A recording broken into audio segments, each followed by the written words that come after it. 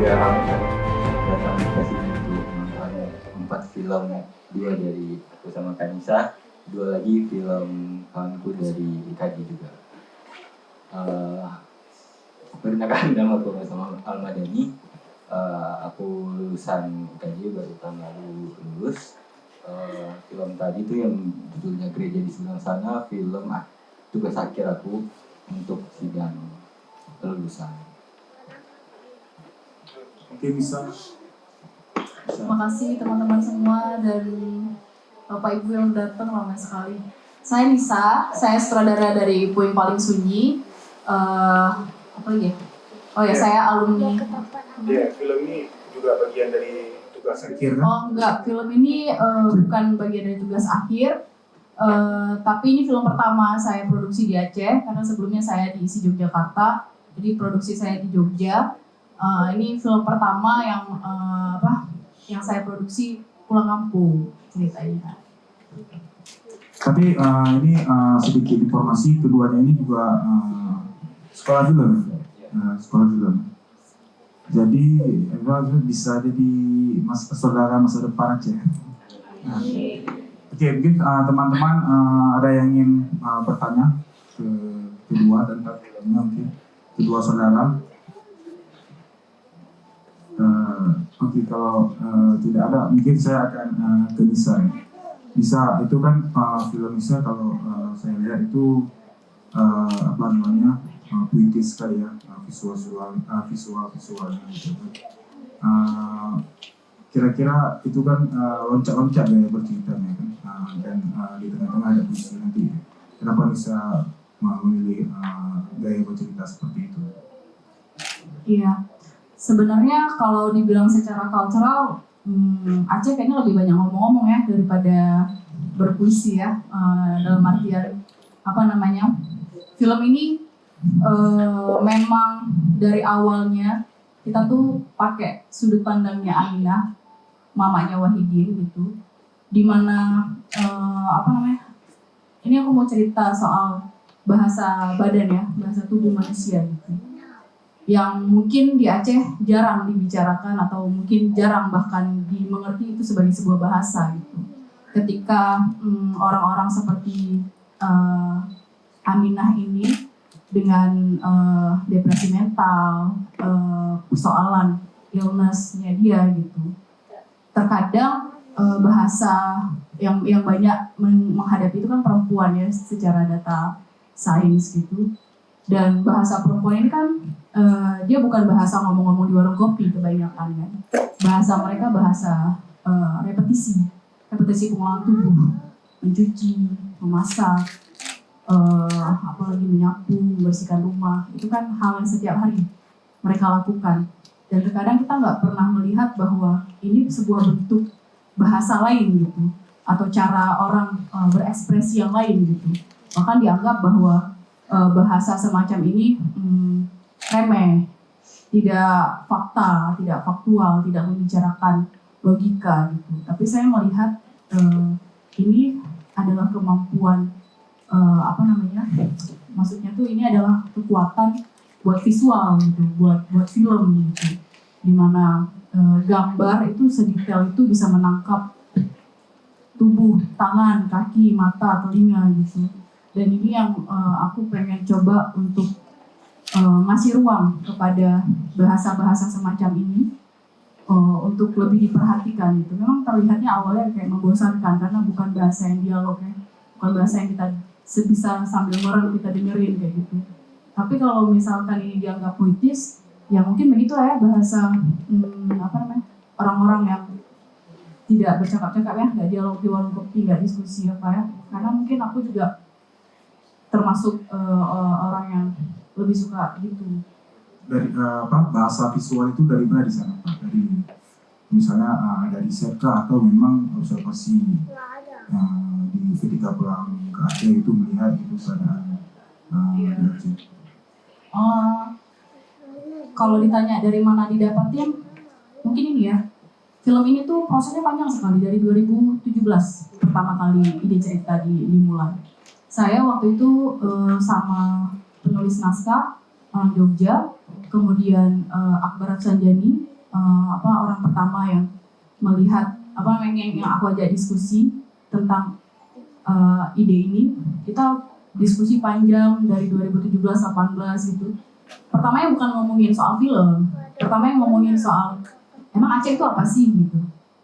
Ketika pertama kali aku merantau ke Jogja kan, semua orang di Pulau Jawa pasti nanyanya kamu dari mana gitu. Nah, berangkat dari stigma pertanyaan ya, apa yang mereka lontarkan kepada saya gitu.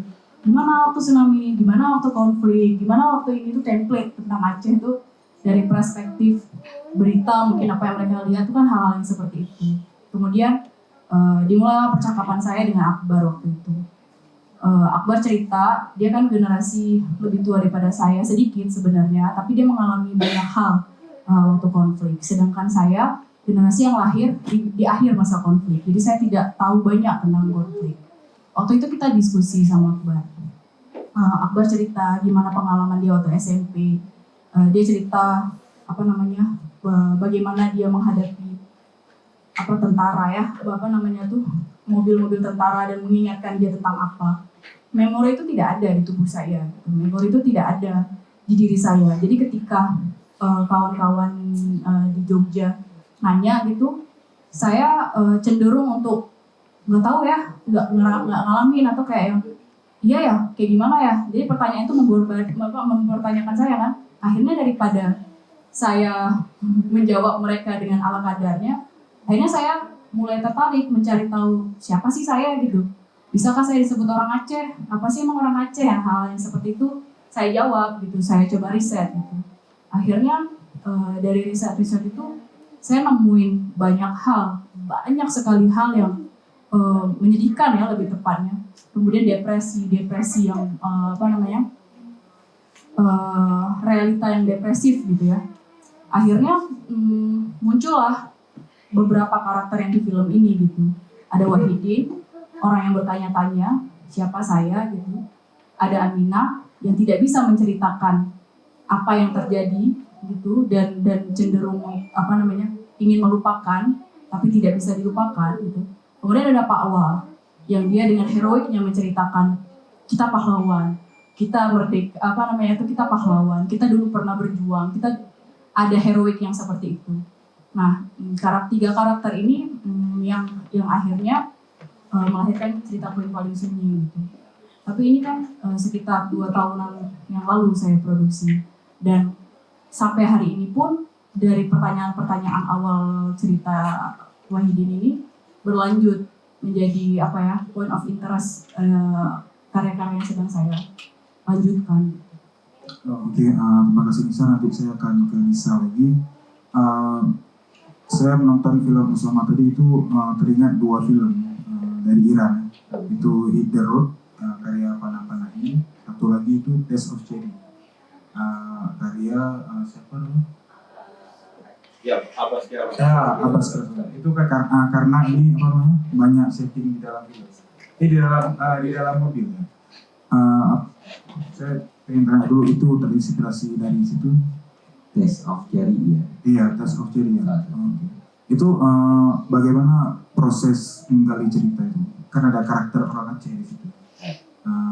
Apakah itu dipaksakan? Itu di Bintan ya syutingnya? Di Bintan. Karena Usama dari Aceh atau memang kebetulan si penulisnya bukan Osama yang nulisnya? Bukan, yang nulisnya itu temanku namanya Matthew. Dia emang dari Jakarta, dan agamanya kebetulan Kristen. Jadi dia itu dia campur, bukan Osama yang karena. Jadi gini, itu kami bikinnya waktu awal semester 7 yang disuruh kumpulin ide untuk dibikinin. Ide awalnya itu dari aku melihat di TV interview satu pastor, dia ditanya karena di daerahnya nggak ada gereja, dia ditanya kayak, jadi bapak kalau mau beribadah ke gereja gimana? Dia harus 1 jam kalau nggak salah dari kota dia ke kota orang demi ke gereja. Nah dari situ jadi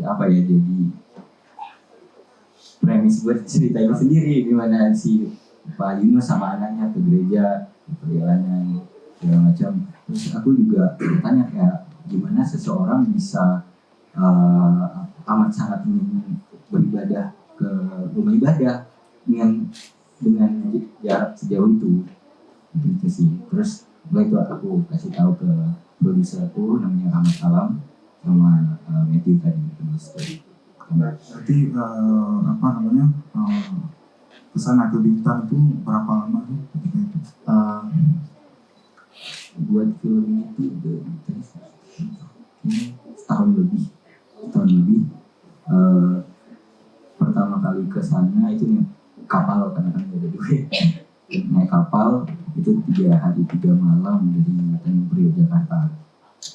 Terus riset untuk beberapa kali ada. Kalau aku tinggal di sana kayaknya hampir 2 bulan. Mungkin dari penonton ada yang ingin bertanya mungkin.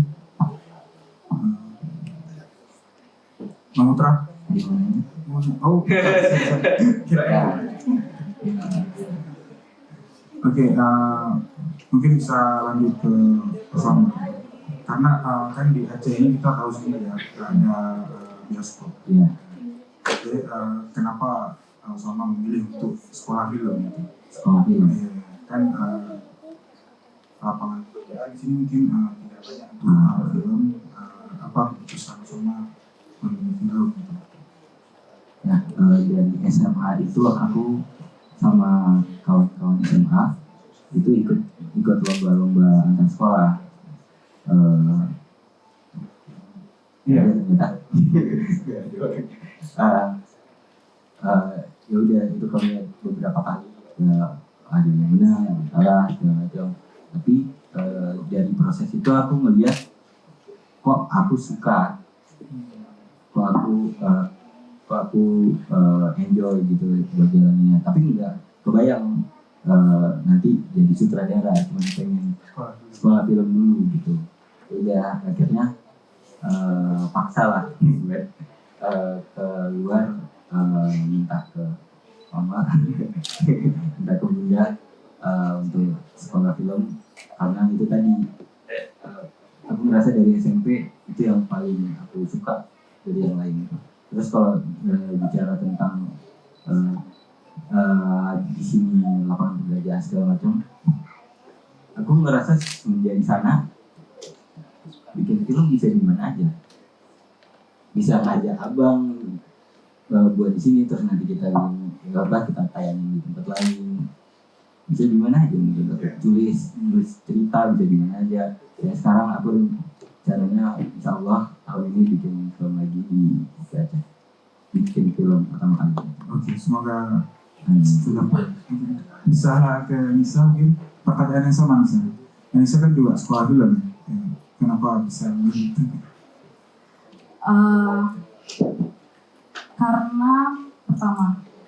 Karena saya percaya sama fiksi. Karena sebagai seorang perempuan Aceh yang lahir dengan banyaknya peraturan ya, nggak boleh keluar malam, nggak boleh begini, nggak boleh begitu, nggak boleh pakai celana jeans, nggak boleh begini, nggak boleh begitu. Akhirnya satu-satunya yang membebaskan pikiran saya adalah fiksi ya. Saya menghayal banyak hal. Saya keluar dari banderis norma, keluar dari banderis agama, keluar dari rules itu di kepala gitu. Dan saya percaya kalau misalkan saya jadikan sesuatu yang nyata, paling nggak gambar yang nyata gitu yang bisa dilihat orang, itu akan membebaskan pikiran saya gitu. Akhirnya panjang perjalanannya sampai akhirnya masuk sekolah film, karena saya pernah terjebak salah jurusan di IPB, habis itu keluar dari IPB 1,5 tahun, terus di Bogor justru menemukan teater, menemukan skenario teater, main di Pokersen, main sampai Teater Kota Bogor, Taman Ismail Marzuki, sampai akhirnya ada sekolah film. Karena saya awalnya tuh skenario justru, bukan di penyutradaraan. Tapi lagi-lagi ya, karena merantau di Jogja dan gak ada cerita yang relate sama kehidupan saya di Aceh, akhirnya negosiasi yang banyak dari awalnya penulis skenario, kemudian untuk mendapatkan sutradara yang satu visi, yang mengerti problematika yang saya hadirkan, isu-isu yang saya mau omongin, nggak ada, susah. Mereka susah relate, mereka susah mengakomodasi kekhawatiran ini ya, kayak gitu-gitu lah. Akhirnya saya memutuskan untuk nggak bisa nih jadi penulis aja gitu, nggak bisa membiarkan cerita ini diproduksi sama orang yang nggak mengerti bahasa visual tentang Aceh gitu kan. Akhirnya ya udah saya tekunin di semester pertengahan ke akhir, saya nentuin untuk jadi sutradara. Karena pertama sutradara dari Aceh itu belum banyak. Terus yang kedua, saya merasa cerita saya patut dan penting untuk didengarin orang gitu sih. Oke, terima kasih. Mungkin saya ingin tembak aja ya penonton karena boring juga nih kalau ada penonton. Mungkin siapa? Oh, oke Jo. Kalau kedengeran kan? Oh, kedengeran. Kenalin, nama saya Julius, bukan sutradara atau pengalaman ngedit. Pertanyaanku lebih ke kayak penasaran sih kan. Kalau dalam bercerita tuh kadang ada pertimbangan apa yang dimasukkan dan apa yang tidak dimasukkan gitu. Selama pembuatan film ini apa aja sih yang kayak diputuskan untuk tidak dimasukkan ke dalam filmnya? Tes, oke. Diulang lagi dikit. Jadi penasaran kayak cerita itu kan biasanya tentang ada fokusnya apa yang diceritakan, dan kayak selama menyutradarai film ini nih apa aja sih yang diputuskan untuk dimasukkan dan apa aja yang diputuskan untuk nggak dimasukkan gitu dalam cerita. Gitu. Thank you. Siapa yang Kalau itu balik ke ide awal sih. Misal tadi aku pengen ngobrolin tentang seorang bapak sama anak pengen ke gereja bareng, beli motornya mogok kayak di cerita. Nah, mau cerita tentang apa film ini? Kalau aku di sini salah satunya ngobrol tentang toleransi. Jadi cakupannya yaitu di dalam ada keluarga Muslim, ada keluarga Katolik gitu. Itu sih. Kalau mungkin hal-hal teknis yang merucut ke situ juga, dimana kayak karakter, mungkin settingnya. Kalau tadi aku dari satu lokasi yang di pinggir pulau untuk ke kota, sama halnya dengan kalau misalnya mau bikin film kayak Kanisa tadi gitu sih. Apa yang nggak dimasukin gitu? Apa yang dimasukin, apa yang nggak dimasukin? Iya, Jadi keputusan. kayak pertanyaannya tuh kayak ada nggak sih momen di mana ada dua alur cerita di dalam kepala tuh yang bersaing dan akhirnya memilih salah satu dibanding yang lain? Oh, I see. Kalau aku direct nggak ada sih, karena dari awal film ini kita udah sampai di script editing ya, udah ada gambar ilustrasi, udah ada storyboard, udah ada mise en scene, teori, udah dibedah. Kayak prosesnya itu lama karena aku bilang tadi. Terus pada saat nyusun gambar pun hampir semuanya, hampir 80-90% itu sesuai sama skrip. Cuma memang dari awal, karena gini ya, kalau misalnya film itu kan banyak kepentingan nih. Yang waktu film Puing Paling itu pendanaannya dari Kemenparekraf. Mereka punya kayak nggak boleh ada unsur sara, nggak boleh ada rokok apa segala macam kayak gitu-gitu. Dan itu memang nggak ada di dalam skenario kami, maksudnya nggak ada kepentingan di sana gitu. Akhirnya prosesnya jalan-jalan aja sih, maksudnya sesuai sama skrip apa segala macam, sesuai sama dari awal gitu. Oke, terima kasih. Mungkin bisa ada pertanyaan dari aku. Kan di film itu ada rumah Aceh. Kalau menurut aku kan settingnya itu tidak terlalu tradisional zaman dulu lah gitu. Nah, kenapa bisa memilih rumah Aceh itu? Tadi aku yang mengganggu itu rumah Aceh itu. Kalau nggak mungkin perfect. Kenapa memilih rumah Aceh? Pertama ikon. Tapi yang menjadi dasar kenapa rumah Aceh ini adalah aku nggak menunjukkannya dari bahasa Aceh, tidak ada dalam film itu. Adapun cuma satu scene dan itu tidak bisa banyak gitu kan. Terus yang kedua, dialognya mereka semua ya bahasa Indonesia. Di situ setting obrol-obrolan tentang Aceh juga nggak ada, cuman daerah ini, kota ini, hal-hal yang seperti itu. Kenapa akhirnya rumah Aceh? Pertama, ibu ini kan dipelihara secara kultural ya. Orang-orang semacam ini yang nggak diberikan akses psikologis, nggak diberikan pendampingan oleh pemerintah gitu. Akhirnya terkurung ya dalam rumah yang besar itu, dalam culture yang semegah itu gitu. But it's depression gitu, itu orang depresi gitu. Nah, aku balik lagi kayak mungkin membuka diskusi sama teman-teman gitu. Apakah karena gini ya, akan sangat berbeda ketika teman-teman ngerasain sekolah di luar gitu. Habis itu ditanyain orang Aceh, mereka punya stigma atau pertanyaan khusus gitu tentang Aceh. Papua juga sama gitu, hal seperti itu sama.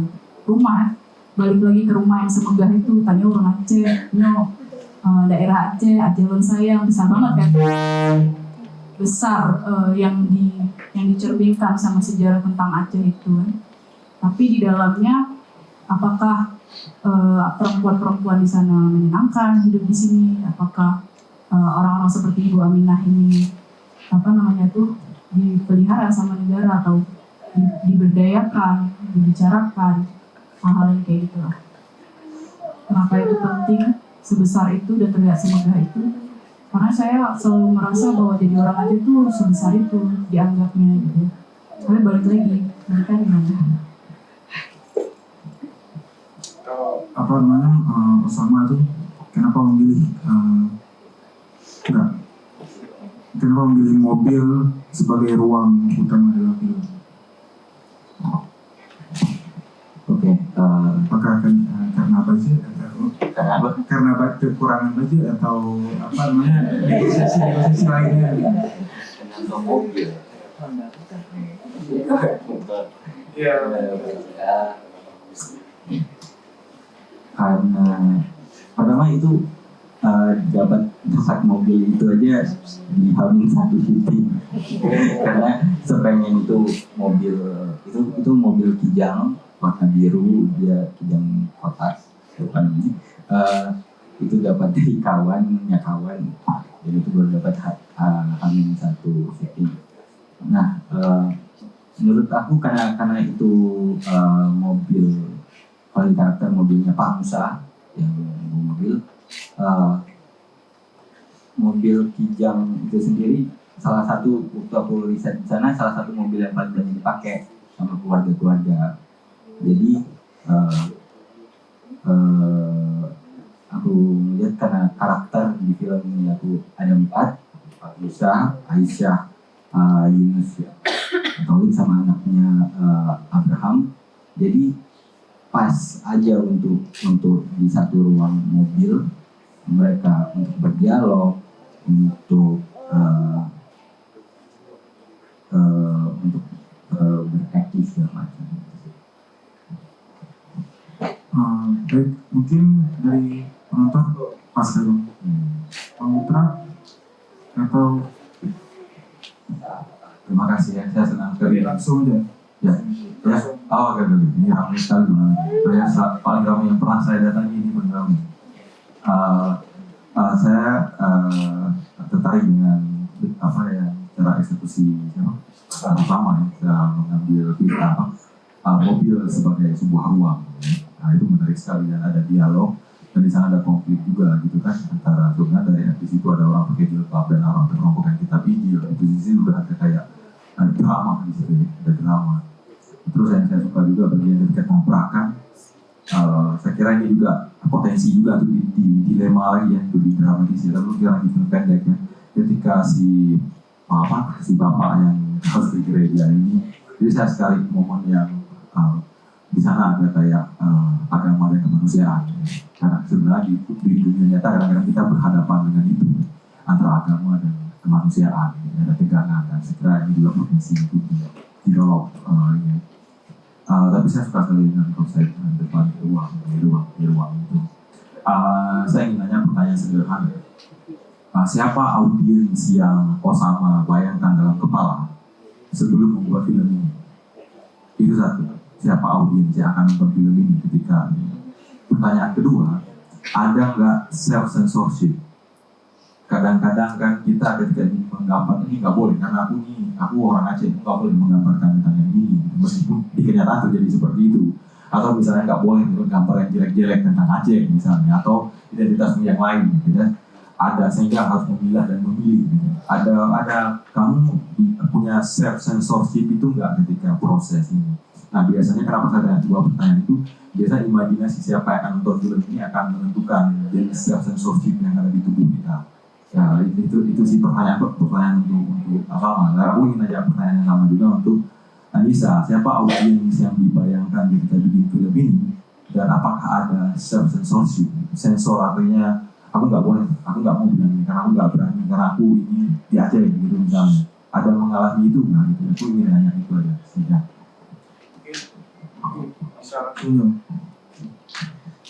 Saya Henry Norman, selamat atas film dua-duanya, sangat bagus. Kalau film gereja itu saya melihatnya bahwa dari mobil, kereta, pakaian, musik, dan warna-warna sengaja sepertinya kembali ke 80-an, dibungkus dengan 80-an. Apakah ini memang sengaja? Karena saya melihat bahwa saya terhanyut ke dalam film ini, apalagi sewaktu ada konflik antara bapak sama anak di mobil ya, itu sangat intens, sangat intens TikToknya. Apakah memang sengaja dibungkus seperti itu ya, karakternya dari mobil, kereta, musik-musik juga pengiring sampai dia kembali pada ending cerita menuju ke matahari terbenam seperti itu. Okay. Buat Nisa, saya pikir ini film yang baik karena memang masyarakat di Jawa ataupun di Indonesia itu wajib tahu tentang Aceh juga. Saya harap Nisa juga terus continue untuk bikin film-film tentang Aceh gitu kan, membawa Aceh gitu kan. Terus musik juga saya pikir bahwa tidak semua sutradara itu mampu membuat musik yang bagus atau memilih musik-musik scoring yang bagus kan. Karena saya pikir kalau ceritanya bagus tapi tidak dibungkus dengan musik dan karakter-karakter pendampingnya, itu tidak akan membawa penonton hanyut seperti itu ya. Jadi pertanyaannya adalah, apa kalian mempunyai konsep yang mungkin musiknya seperti ini atau kesulitan cari scoring seperti itu pertanyaan. Oke.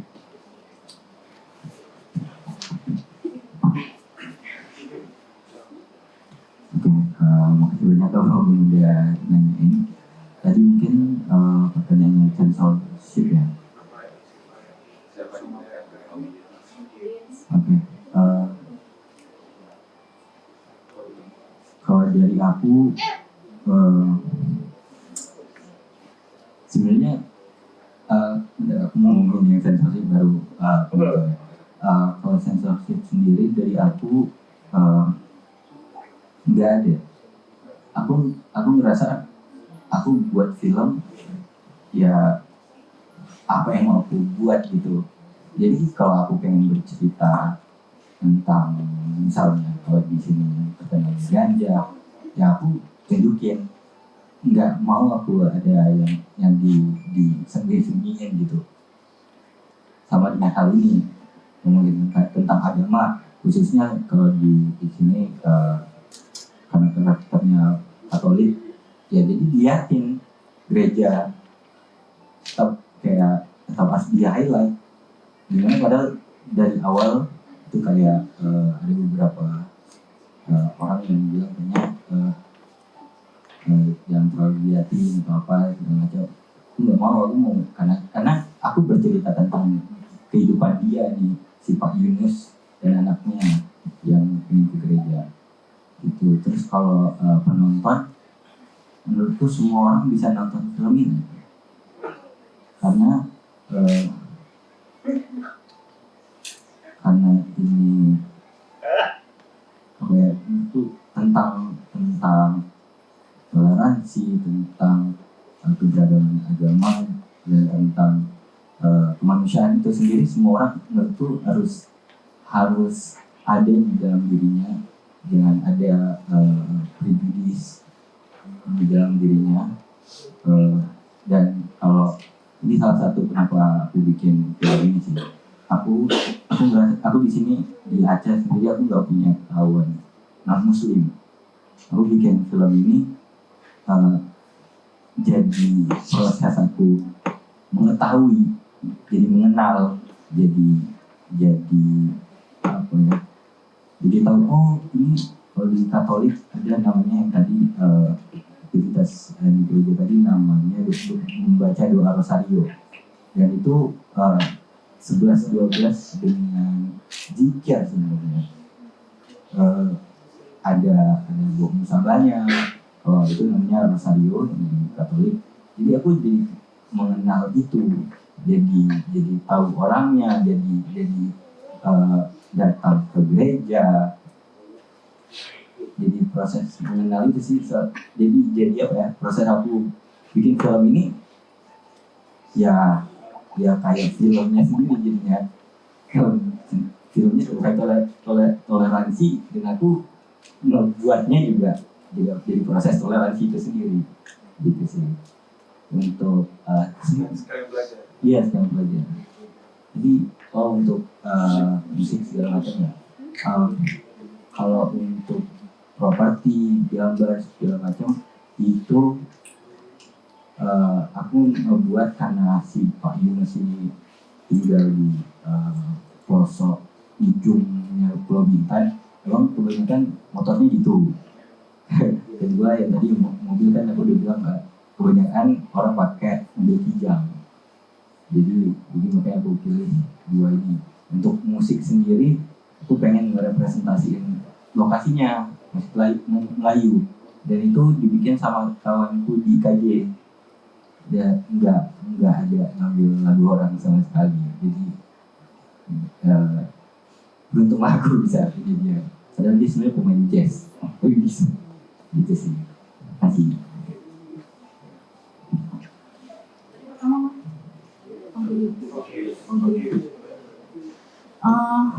Kalau waktu itu aku bikin desain production, itu audien udah jelas masyarakat yang pernah mengalami konflik, mau Aceh, Papua atau daerah lainnya Asia gitu. Itu karena menurutku pengalaman konflik itu pengalaman dunia ya, semua apa pasti ada yang dikorbankan, dan rata-rata dikorbankan sama perempuan dan anak-anak gitu kan. Habis itu waktu itu, tapi itu kan secara desain production, tapi dalam diriku sendiri waktu aku mau produksi ini, aku tuh apa ya, ada keinginan untuk nunjukin ke kawan-kawan di Jogja sebenarnya. Karena gini, kan tadi tuh awalnya mereka banyak yang nanyain ke aku Aceh tentang ini konflik segala macam. Tapi kan mereka lian, mereka orang yang menanyakan ke aku dan menjadikan aku jawaban atas pertanyaan mereka gitu. Tapi kadang-kadang aku merasa bahwa aku sendiri belum menjawab pertanyaan itu terhadap diriku sendiri gitu. Akhirnya aku ambil power mereka untuk bertanya, dan aku jadikan diriku untuk menanyakan hal itu ke dalam gitu. Dan ketika proses produksi pun begitu gitu. Ini semua kru nggak cuma orang Aceh, tapi aku bawa beberapa teman-teman dari Jogja, chiefnya gitu dari Jogja, untuk tukar knowledge dan juga tukar pengalaman. Jadi mereka merasakan ketakutan menggunakan baju ini aku lighting kan. Mereka kan biasa pakai celana pendek kalau di Jogja. Ini kok beneran harus pakai celana panjang gitu. Ya nggak tahu. Lihat aja searching di internet gitu. Dia harus tanggung jawab gitu kan. Aku bilang gitu. Terus akhirnya nanya ke Bang Akbar bilang, lebih aman pakai celana panjang aja. Itu Hamin 1 kru masih bodo amat pakai celana panjang pendek. Jadi mereka sampai di Aceh kan udah tuh mulai khawatir karena yang mereka lihat sekelilingnya nggak ada yang pakai celana pendek gitu kan. Akhirnya beli dong dia. Akhirnya dia pergi ke Eger, beli. Tuh katanya, emang kenapa nggak pakai celana pendek? Nggak pakai celana pendek nih, gitu. Kan saya udah bilang dari awal gitu. Akhirnya mereka bernegosiasi kan dengan cultural itu.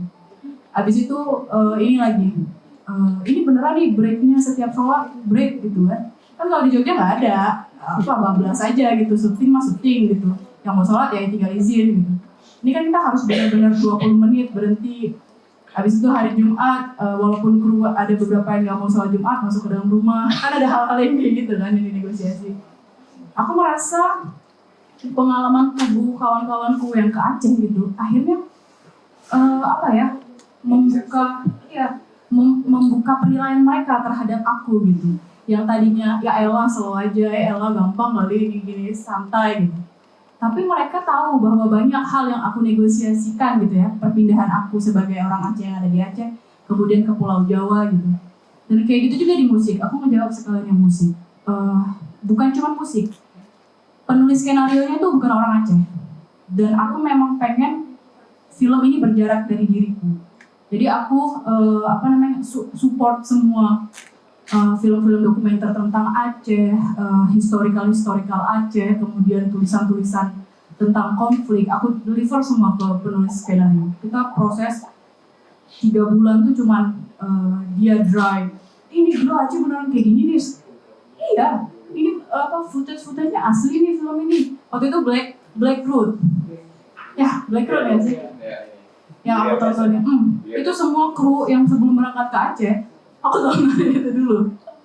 Habis itu ini lagi film Tsunami, aku tontonin mereka.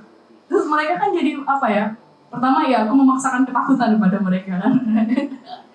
Tapi ada perasaan ada perasaan lega sejujurnya di dalam diri aku yang tuh kan kalian negosiasi kan sama apa yang aku alamin. Aku setiap hari berpapasan dengan bahasa Jawa, dialog-dialog Jawa, kemudian film-film di Jogja yang semuanya latar belakang cultural Jawa gitu. Aku mampu dan aku telan semua gitu karena knowledge bagi aku gitu. Dan aku merasa ini adalah kesempatan buat mereka juga knowledge tentang Aceh gitu. Dan sampai hari ini teman-teman yang ikut sama produksi ini selalu merasa bagian dari Aceh. Aku senangnya tuh kayak gitu. Jadi gimana kabar Aceh nih? Gimana kabar Bang Jamal? Gimana kabar ini? Mereka pasti akan nanyain kayak gitu dan merasa karena lama kan prosesnya hampir 2 minggu lah mereka di sini gitu. Nah mereka ngalamin itu sholat di masjid raya segala macam dan gimana intensnya beragama di Aceh gitu.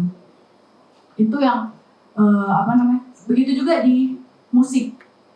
Itu bukan orang Aceh yang bikin musiknya, tapi dari Ranu Pelampuan, Serunya Kalinya, Kande, abis itu Rafli, Liza Aulia, aku suruh dengar mereka semua. Jadi sampai ini beneran bahasa Aceh kayak gini, ini melengking kayak gini, mampus kan kalian, berarti kayak gitu kan? Ada rasa menurutku ini ya mungkin silang cultural itu kan. Kita selalu merasa ini adalah batasan-batasan. Oh Aceh itu jauh, Aceh itu begini, Aceh itu begini. Kita melihat Jawa juga kayak gitu kan. Jawa tuh begini dan begini dan begini. Nanti kamu akan begini. Akhirnya kan boundariesnya tuh tebel banget gitu. Sampai misalkan Osama tadi ngomong gitu soal penasaran aja. Ya sama aku juga nggak mengalami punya kawan nulis itu di SMP itu SMA tuh nggak ada gitu. Aku baru menemukan orang yang bukan Islam itu ketika aku kuliah. Dan rasanya kok biasa aja ya, aku nggak kayak tiba-tiba kristenisasi gitu, enggak gitu, ternyata nggak kayak gitu misalkan gitu. Tapi kan itu pengalaman kenyataan sehari-hari yang mungkin teman-teman di luar Aceh kita gitu ngerasain itu gitu, dan nggak bisa dinegosiasikan bahwa ini Aceh ini masih bagian dari Indonesia yang secara agama ada 4 gitu diakuinya, hal kayak gitulah. Dan menurutku generasi sekarang juga mau ditutup-tutupin seperti apa juga kita udah duluan tahu banyak hal lewat lewat internet gitu, dan kita udah bisa riset sendiri gitu tentang oh ternyata ada begini dan begini gitu. Jadi apa ya, itu tadi ya, freedom di dalam pikiran tuh ya, fiksi itu yang menyelamatkanku sampai hari ini, masih punya keinginan untuk bikin sesuatu.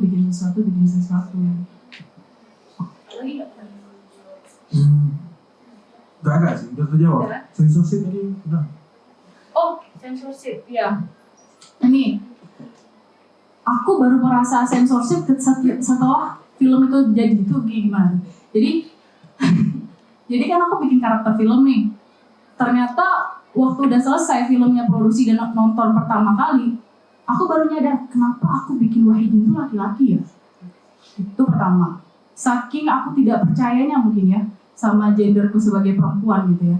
Saking saya merasa bahwa kalau ini perempuan yang cerita, nggak dianggap sebagai karakter atau nggak dianggap sebagai manusia atau nggak dianggap sebagai penting gitu. Karena kan dalam bayanganku perempuan tuh kan nggak jadi jalannya mencari tahu sejarah, melakukan investigasi terhadap rumah, nggak ada tanda gitu. Nah, tapi itu sebelum setelah film itu terjadi ya. Jadi aku jadi mikir, oh, saking aku nggak taunya dan nggak punya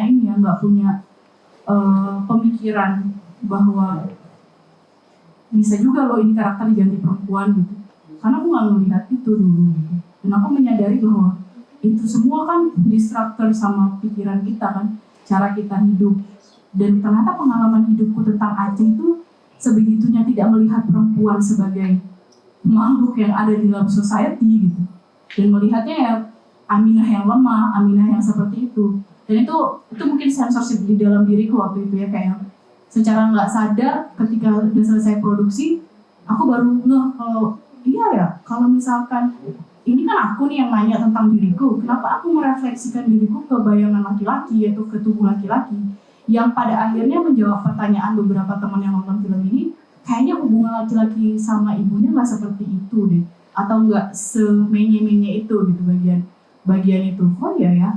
Tapi kemudian aku kemarin tadi abis screening di satu tempat lagi, diskusi sama Akbar gitu. Oh iya ya, ternyata film ini bisa bikin kita membayangkan, oh ini kalau gender ini adalah perempuan, gender ini adalah laki-laki, ada kemungkinan-kemungkinan lainnya gitu. Itu sih mungkin sensor pengalaman yang aku dapat. Tadi kalau ini musik ya? Oh udah. Mungkin ada ini tadi ingin bertanya gitu.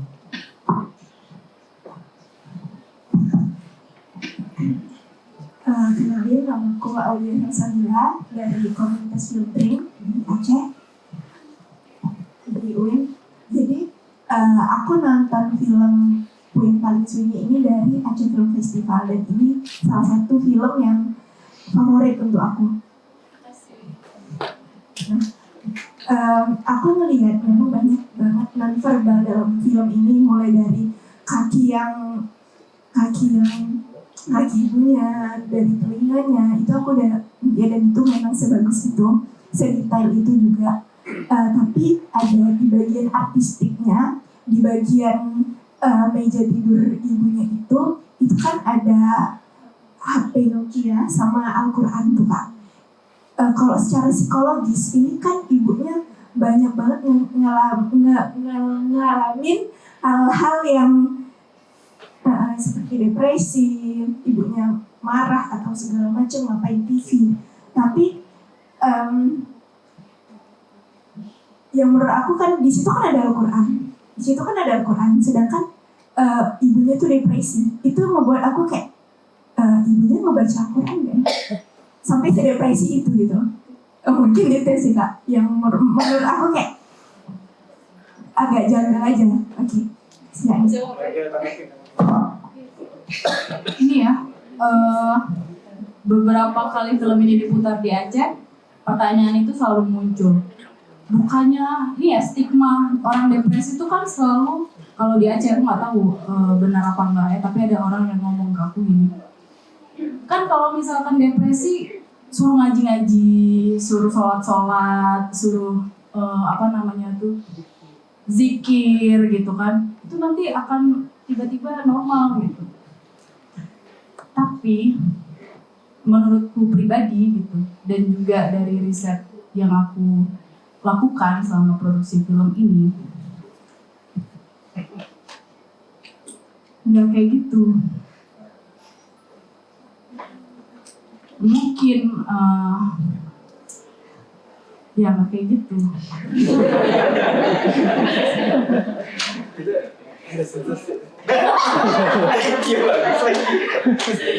Nggak kayak gitu. Mungkin kenapa nggak kayak gitu? Apa namanya? Ya aku kurang setuju dengan statement kayak gitu. Karena sama halnya mungkin ya kalau misalnya kita tiba-tiba sakit DBD gitu, habis itu coba zikir-zikir, doa-doa, sembuh nggak misalkan gitu.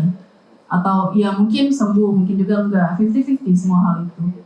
Tapi sebagai Aminah, Mak Aminah yang orang Aceh yang disuguhi sama keluarganya untuk baca Al-Quran dan sembuh, ya mungkin aja itu terjadi gitu kan. Mungkin aja dia sesekali nangisnya dia tumpahkan, atau sedihnya dia tumpahkan kepada Al-Quran dan ngaji gitu. Tapi apakah dia sembuh? Wallahu a'lam bishawab ya. Tapi gitu, maksud aku adalah itu stigma ya.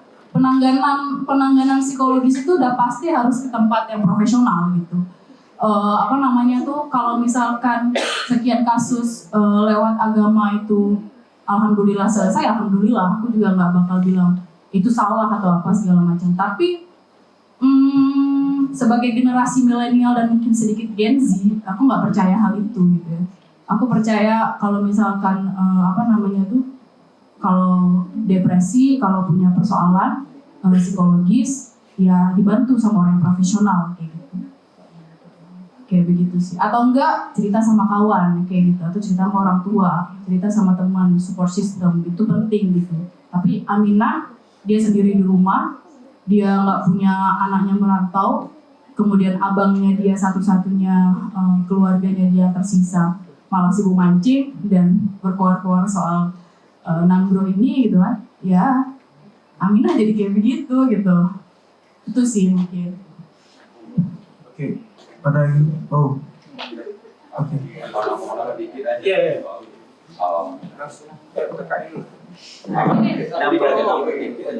Jadi aku memang menurutku ini serius dan penting sekali bahwa aku merasa ada miskonsepsi tentang depresi. Saya terbuka aja, saya salah seorang yang pernah mengalami itu. Jadi sebenarnya ada satu kata-kata yang menurut saya agamawan yang cukup jernih dalam melihat ini gitu. Jadi ketika orang tabrakan, patah tulang, kita kan nggak bilang ngaji-ngaji aja biar tulangnya balik lagi. Tapi kita bawa si orang tukang patah tulang ini ke UGD, diobati. Nah sambil penyembuhan kita baca Al-Quran itu.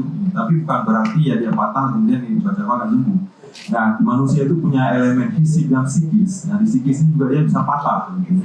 Dan kepatahan ini ya dibawa ke profesional, gitu. Nggak bisa dengan ini ya.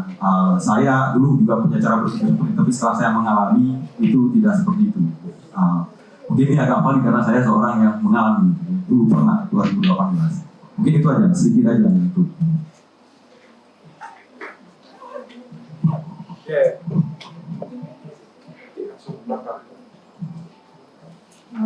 Oke. Saya bantu terjemahin. Ini ada kawan-kawan tuli yang mau bertanya. Halo, namanya Vital. Oke. Saya orang tuli, saya tuli. Filmnya, tempatnya, wow, keren, bagus, ya senang.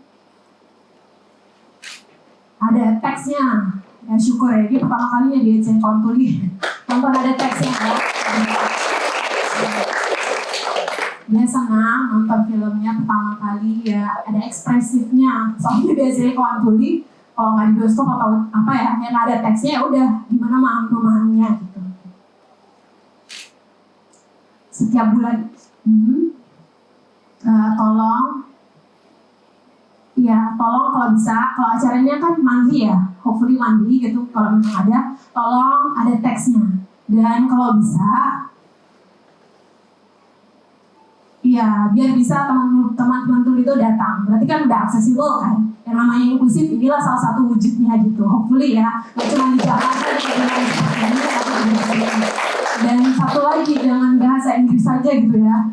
Mereka teman-teman tuli ini bahasa pertamanya ya bahasa isyarat, bahasa keduanya bahasa Indonesia. Bahasa Indonesia mereka masih kesusahan, apalagi harus bahasa Inggris. Jadi hopefully ada teksnya bahasa Indonesia.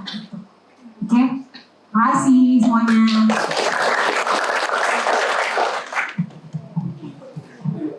Ada yang ingin bertanya tadi belakang?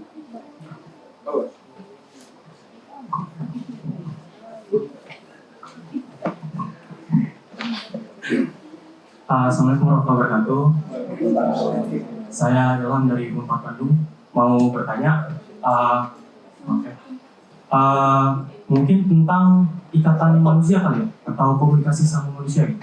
Soalnya tadi di film, mungkin contohnya di film Kak Anissa, ada bagian kalau orang-orang warganya lagi ngomong bahasa Aceh nih, mungkin dia dari bagian supporting di frame-nya gitu. Terus pas mereka udah dekat, mereka di bagian pemeran utama frame-nya, mereka ubah ke bahasa Indonesia. Nah itu dari situ tuh ada nggak sih inspirasi atau mungkin kakaknya habis konsultasi dengan bagian mana mungkin ahli budaya atau mungkin bagian psikologis di Aceh gitu, mungkin yang bisa kenapa nggak bahasa Aceh aja atau bahasa Indonesia aja gitu, atau komunikasi sama manusia dari Wahidi dengan ibunya. Nah itu kakak ada konsultasi dari siapa aja gitu. Dan mungkin dari film Bang Sel juga sama, kan abang orang Aceh. Terus si pemerannya itu bahasanya itu habis konsultasi dengan siapa, dan kira-kira kalau ditonton dari film Kak Anissa sama Bang Sama ini, kalau ditonton dengan orang yang dari sana itu ini bahasanya kurang tepat lah, kok di daerah aku nggak ngomong kayak gitu. Nah itu tuh ada konsultasi dengan siapa gitu biar bisa bahasa yang disampaikan itu tepat gitu. Masih. Aku jawab ya.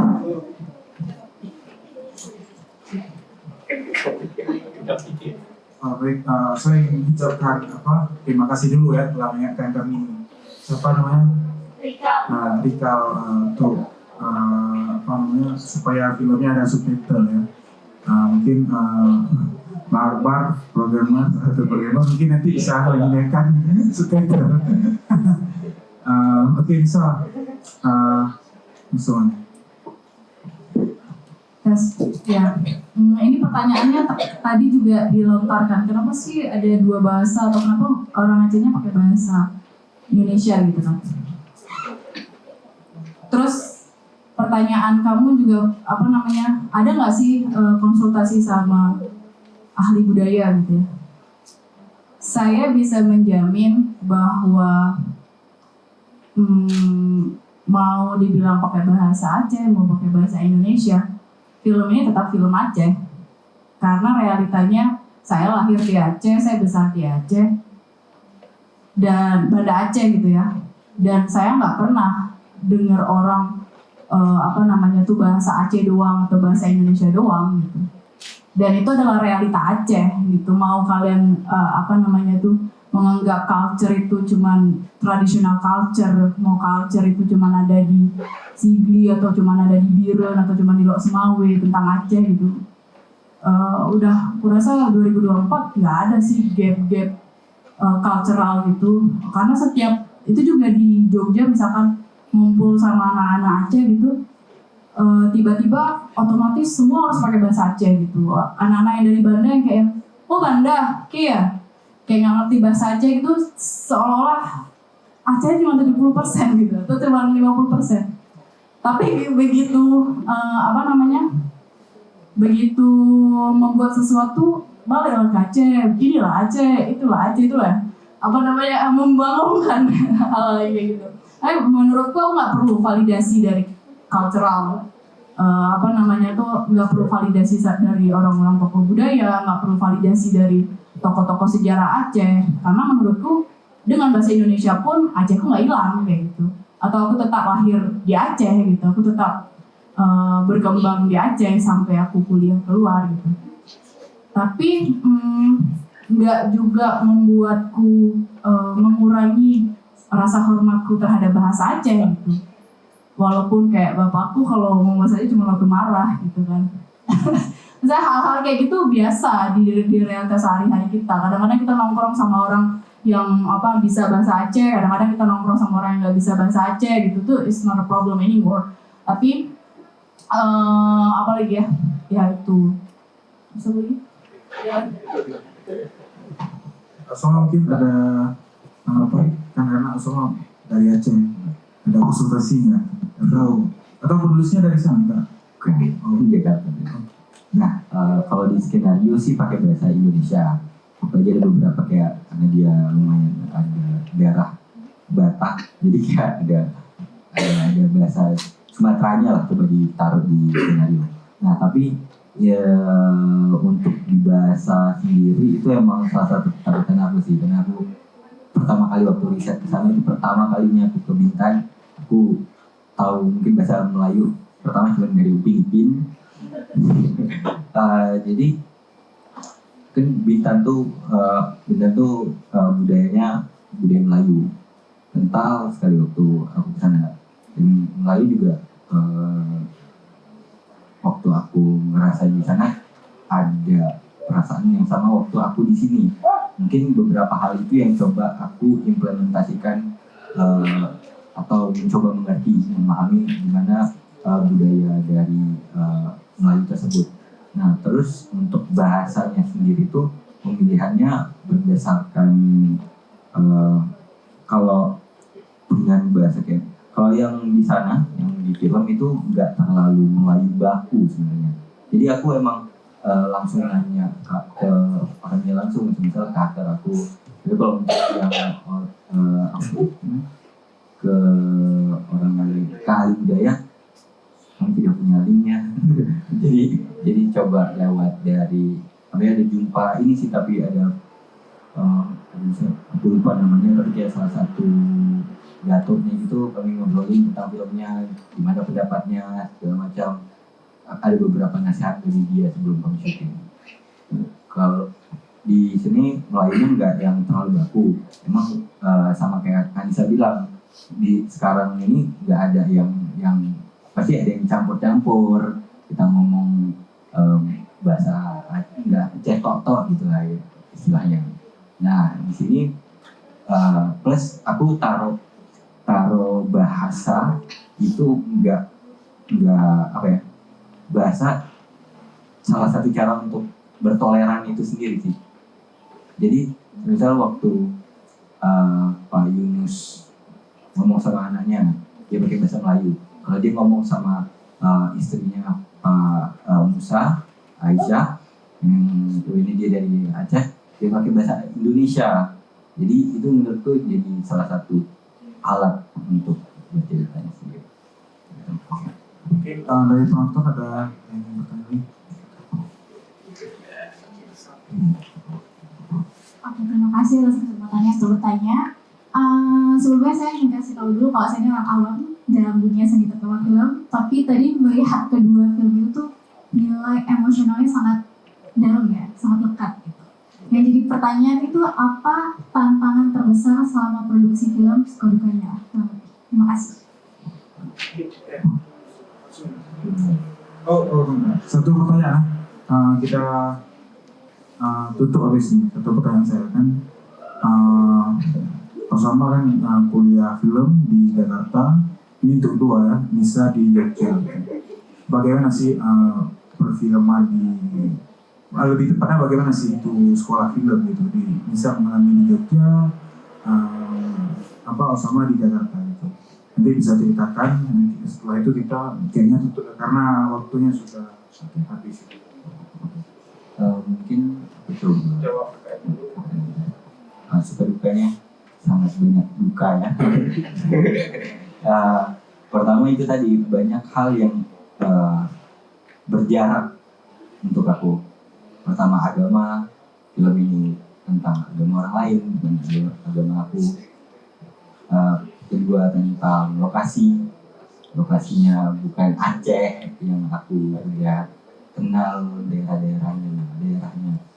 Jadi itu salah satu tantangannya juga sih. Tapi di satu sisi itu jadi sukanya aku, proses aku mengetahuinya itu jadi apa ya, senangan tersendiri. Jadi banyak pengetahuan baru yang aku tahu, jadi kenal banyak orang, jadi tahu salah satunya kalau yang di proses syuting ada namanya rig, itu alat untuk naruh pengait kamera ke mobil biar nggak jatuh kameranya. Nah itu aku juga baru tahu waktu syuting, karena yang tahunya itu sinematografer aku. Itu juga jadi awalnya aku takut ya nanti gimana nih jatuh kameranya segala macam. Jadi eksplorasinya jadi happy setelah waktu proses syutingnya. Oh iya. Untuk sekolah film sendiri, menurutku sekolah film itu penting untuk aku. Kalau dari perspektif aku penting kali, karena aku dulu ngerasa waktu buat film waktu SMA aku merasa udah paling jago. Ini aku udah tahu ini, aku udah tahu itu. Ternyata waktu belajar di sana ditanya beberapa hal aku nggak paham. Aku betul-betul, apalagi di semester 1 sebelum pandemi, karena semester 2 pandemi itu aku belajar betul-betul karena aku tertarik, karena ini nggak pernah aku pelajarin di seni budaya kan di waktu sekolah. Jadi banyak hal yang apa ya, baru. Dan sekolah film itu dapat beberapa hal. Pertama itu tadi ilmu tentang film dan tentang seni lainnya. Terus lingkungan, jadi kita bisa tahu bagaimana lingkungan di dunia film, khususnya di kampus sendiri. Terus satu lagi berjejaringnya itu sekolah film tuh jadi red carpetnya untuk kita yang muda-muda untuk berjejaring. Aku bisa kenal di kampus, bisa kenal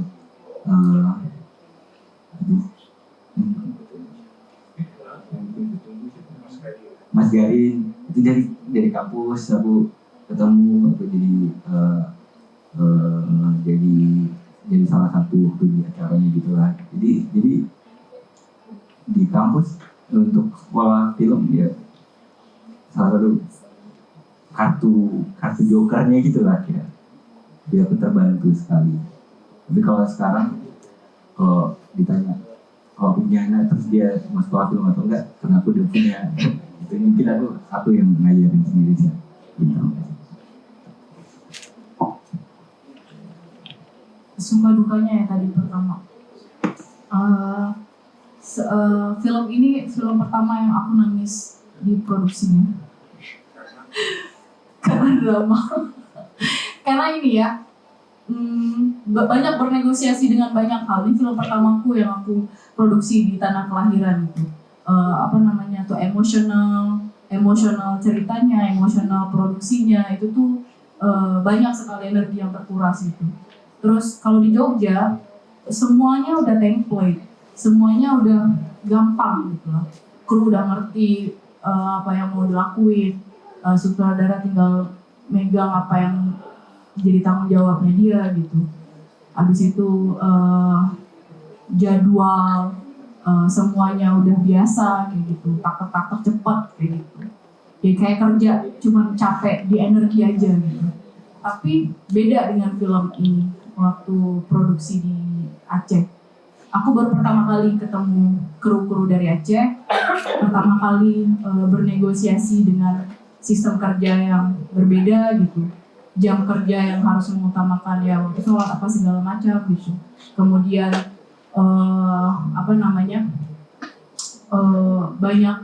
banyak negosiasi pengalaman lah. Terus nggak bisa kayak gimana ya? Nggak bisa like a professional gitu. Langsung ini dong gimana nggak bisa gitu. Semuanya harus ada etika ada attitude yang aku sendiri sebenarnya ribet dengan hal itu. Aku nggak suka. Aku suka yang praktis gitu. Sat ini apa, tugas kamu apa segala macam gitu. Tapi ternyata di produksi ini aku belajar hal untuk aku tuh maunya ini ke artistik gitu. Aku butuh ikannya tuh ukurannya yang kayak gini gitu kan. Ini udah ada gambarnya, ternyata gambar aja nggak cukup misalkan gitu. Karena hal yang kayak gitu yang sifatnya praktis ya. Akhirnya tuh ada beberapa hal yang kecolongan, ini nggak sesuai sama konsep walaupun udah ada gambarnya. Beda nih yang di bayanganku sama apa yang di realita. Nah hal-hal kayak gini aku jarang ngerasain di Jogja. Tapi waktu aku produksi di Aceh itu terjadi dan pengalaman untuk nggak apa-apa. Yang penting value ini tetap ada. Nggak apa-apa, nggak kayak konsep yang kayak gini. Yang penting hal yang ininya tetap ada. Misalnya negosiasi antara kepentingan sutradara ya sama apa yang terjadi di produksi itu yang menurutku aku belajar banget di sini. Gitu. Habis itu guyonan, lucu-lucuan. Jadi kan beberapa krunya dari Jogja dan mereka kadang-kadang suka pakai bahasa sendiri. Orang-orang yang anak-anak aja juga pakai bahasa sendiri. Ini kan ada banyak miscommunication ya. Nah hal-hal yang kayak gini tuh yang akhirnya tuh dia ngomongin aku gak sih? Enggak, gak ngomongin kamu. Kayak gitu. Karena kan capek ya kerja di lapangan tuh. Akhirnya banyak hal-hal yang kayak gitulah. Tapi seru karena abis semua itu selesai, clearing teman-teman yang kru Aceh juga clearing bareng-bareng. Kayak pengalaman itu tadi yang ketemu orang Jawa tuh kayak gini ya gitu. Orang Aceh tuh kayak gini ya. Orang Aceh juga, orang Jawanya juga orang Aceh tuh kayak gini ya. Hal-hal kayak gitu ya yang lebih banyak dinegosiasiin waktu produksi ini. Habis itu film, sekolah film. Kalau ditanya ya, track perjalanan hidupku yang paling turning point itu di film. Aku sampai secinta itu sama diri aku, karena aku ketemu film. Aku sampai merasa bahwa aku valuable itu di film. Karena ternyata belajar film itu kan nggak mungkin keluar dari karakternya kan. Nah setiap orang tuh kan punya karakter. Karakter-karakter di film ini yang akhirnya bikin aku negosiasi sama banyak hal. Cultural, orang-orang, ada yang aneh, ada yang enggak. Nah aneh, normal, tidak normal, benar, salah. Yang hal-hal kayak gitu tuh ternyata di film bias. Karena awalnya kita judging kan ini karakter. Kayaknya dia enggak deh, ini pasti orang jahat. Tapi tiba-tiba turning point-nya, enggak ya. Ada sebabnya kenapa dia terlihat seperti itu gitu. Ini yang bikin aku jadi ngerti tentang manusia. Nah, akhirnya kan aku S2 ngambil cultural studies. Karena aku merasa manusia ini unik kali, aneh, tapi juga dia punya cerita, dia membangun peradaban, dia membangun sesuatu dan sesuai sama apa wataknya, bakangnya, background keluarganya, apa segala macam. Akhirnya aku merasa bahwa film ini yang mengawali aku untuk membuka bukan hanya soal fiksi gitu, tapi gimana imajinasi tentang realita itu keluar dan masuk ke dalam diri kita gitu. Bahkan yang tadinya aku percaya fiksi itu cuma ada di dalam kepalaku gitu, aku merasa sekarang dunia ini pun fiksi gitu. Kamu bisa membentuk banyak hal, kamu bisa mengimajinasikan banyak hal yang kayak gitu. Dan kurasa di sekolah film tuh banyak duit kok.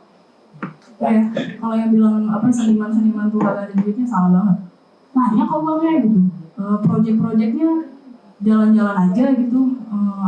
Gak kalah sama PNS, bahkan gak kalah sama guru segala macam gitu. Dan mungkin itu ya jangan takut sama seni. Kalau di Aceh masih banyak yang takut sama seni, aku rasa.